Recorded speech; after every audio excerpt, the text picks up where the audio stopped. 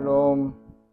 7월 15일 새벽 예배 묵상 함께 나누도록 하겠습니다. 오늘 나눌 말씀은 예레미야 32장 26절에서 35절까지의 말씀입니다.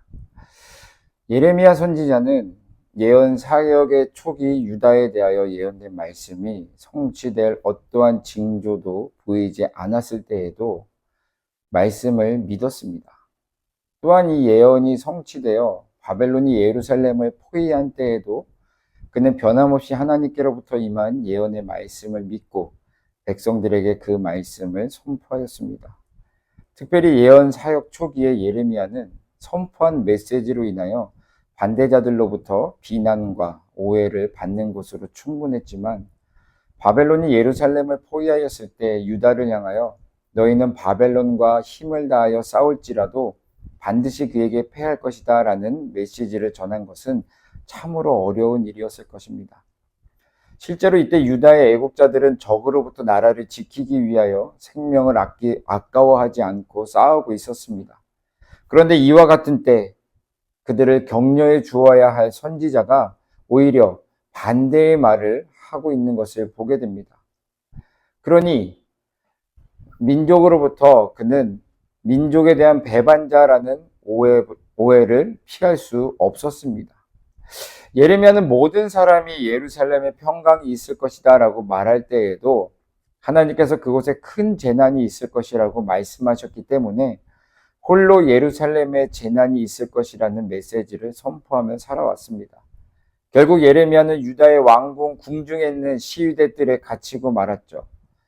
시위대들에 갇혀있지만 예레미야는 계속해서 하나님의 인도하심을 받게 됩니다. 그리고 하나님께서 명하신 대로 계속 행하죠.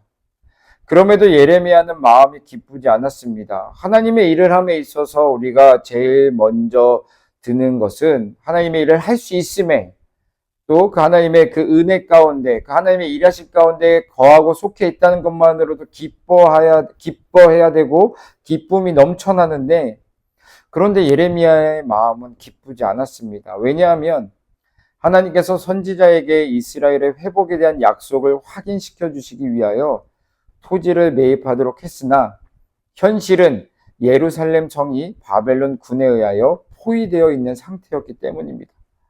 그리고 왜 이렇게 되었는지에 대한 원인을 생각하고 또 생각하고 내린 결론은 유다의 범죄로 인한 것임을 알게 되었고, 그 원인을 밝히기 위하여 먼저 하나님이 어떤 분인지 그에게 말했습니다. 하나님의 크신 사랑을 받고 있었던 유다와 예루살렘, 그러나 그들은 죄 가운데 빠지게 됩니다. 그 이유가 하나님의 은혜를 돌아보며 감사하는 일을 하지 않았기 때문이죠. 예레미야는 하나님께서 그들에게 얼마나 놀라운 은혜를 베풀어 주셨는지, 그리고 지금도 그들이 그 놀라운 은혜 가운데 살고 있음에 대하여 주께서 애굽 땅에서 표적과 기사를 행하셨고 오늘까지도 이스라엘 가운데 그와 같이 행하사 주의 이름을 오늘과 같이 되게 하셨나이다라고 말씀한 적이 있습니다. 또 다른 이유는 유다와 예루살렘이 이처럼 죄 가운데 살게 된 원인은 하나님에 대한 무지 때문이었습니다. 우리가 잘 알고 있듯이 여호수아 시대에 살고 있는 사람들은 하나님을 알고 있었습니다. 그래서 성경은 이 시대를 가리켜서 여호와를 알았던 시대라고 말하고 있습니다. 이 시대를 이렇게 부르는 이유는 이 시대 사람들은 전쟁을 통하여 능하신 손으로 자기 백성들을 구원해 주시는 하나님을 항상 가까이에서 느끼며 살아왔기 때문에 그렇습니다. 그러나 사사시대가 접어들고 그 사사시대에 살고 있던 사람들은 성경에서는 이렇게 말하고 있습니다. 하나님에 대하여 무지하였다라고 말합니다. 그래서 이 시대는 하나님을 알지 못했던 시대로 불려졌습니다. 그 하나님을 알 수 없었던 이유들 가운데 하나는 전쟁을 피하였기 때문입니다. 그들은 전쟁을 피하였기 때문에 전쟁을 통하여 체험할 수 있는 구원의 하나님에 대한 체험도 가질 수 없었고, 이로 인하여 지금 여기에서 역사하시는 하나님에 대한 간증도 가질 수가 없었습니다. 이처럼 하나님의 백성이 마땅히 싸워야 할 싸움을 피하고 언제나 쉽게 살려고 한다면 세상과 타협할 수밖에 없는 것입니다.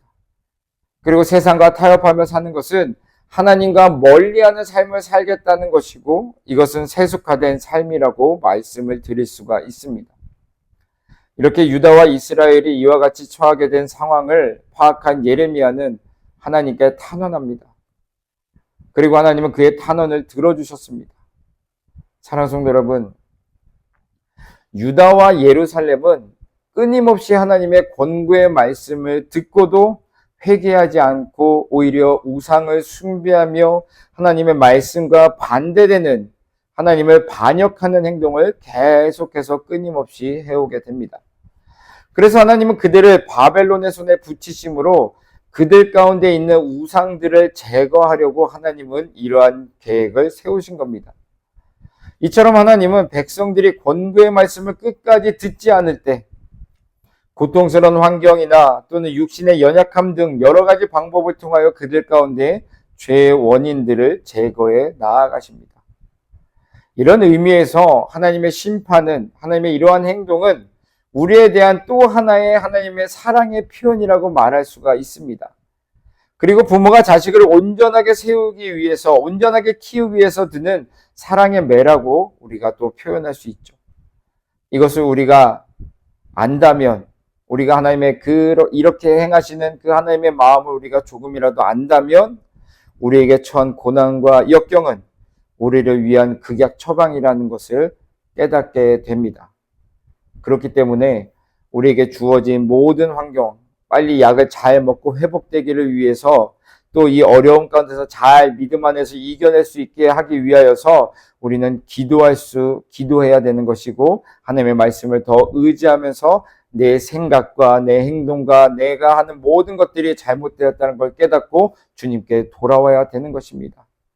그러면 우리는 다시 한번 하나님이 예레미야를 통하여서 이스라엘과 유다를 회복시켜 주시겠다라는 그 회복의 은혜를 오늘 저와 여러분들도 그 회복의 은혜를 우리가 경험할 수 있게 되는 것이고 또 그 회복의 은혜로 말미암아 또 우리에게 주어진 하루하루를 살아갈 수 있다는 것을 우리가 기억하면서 하나님 앞에 언제나 붙들려 계시는 또 하나님이 왜 우리를 이곳 가운데 이렇게 두게 하셨는지 또 왜 이러한 사람을 만나게 하시고 이러한 환경을 만나게 하시는지에 대해서 우리가 원망하는 것이 아니라 하나님의 우리 뜻을 잘 우리가 분별하여서 하나님 앞에 영광을 돌리며 살아갈 수 있는 저와 여러분들이 되기를 주님의 이름으로 축원드립니다.